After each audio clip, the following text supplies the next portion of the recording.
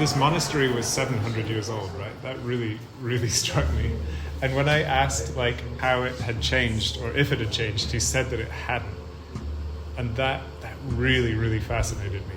Like Buddha lived, 2,600 years ago, I think.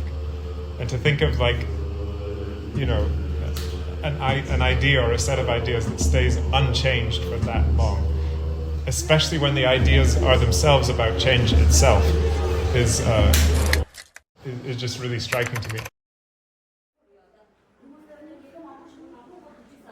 We talked about the mythologies in our respective countries.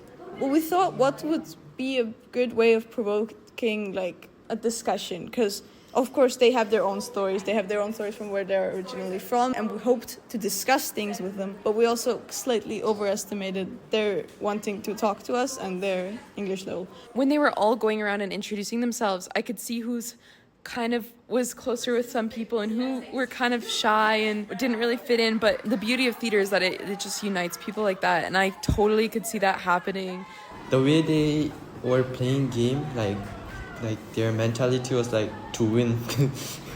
They take their rook and like, your tough gone, your tough killed, your horse killed, and like it ended like that. And like when someone won, they ended up doing celebrations. Also like the celebration of a football celebrity, like the Ronaldo Huey. So like it was fun. We just had the Gorshe dance, and we had not only the people teaching us the dance, but also all of these other monks who were sitting and recording and watching and laughing and enjoying. And I think it was very, very special, and I really felt like I was part of the place, and it was very, very memorable.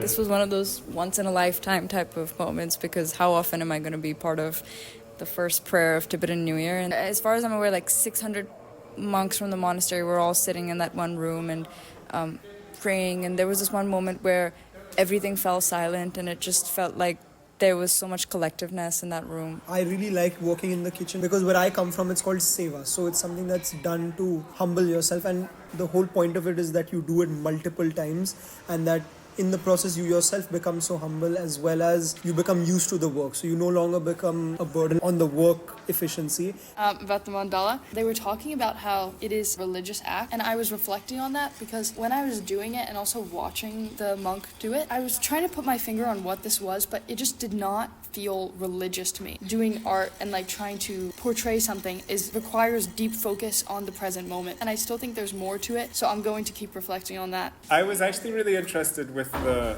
cycle of life that we saw, the painting that we saw. In Buddhism, the circle is something terrible, actually, right? It's sort of the origin of suffering. And I was just thinking about the circles that we get into in life. There's just so many examples, personally, socially, also sort of intergenerationally, right? You can see these cycles of violence going on. And just sort of trying to learn how to break out of those cycles is a really big part of UWC education, I think.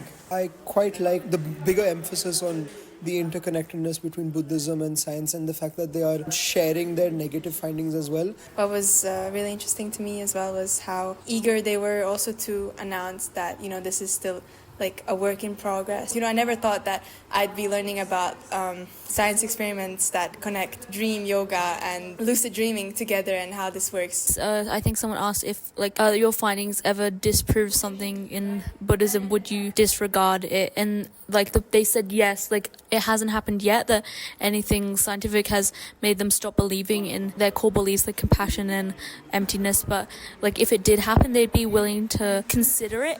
Buddhism is created to serve individuals. They explain a lot about how we are born with compassion because of our interactions with the outer world, and we start having attachments and desires and things, and that affect our concept of I. And that's what create the attachment desires, and I is what make us suffer.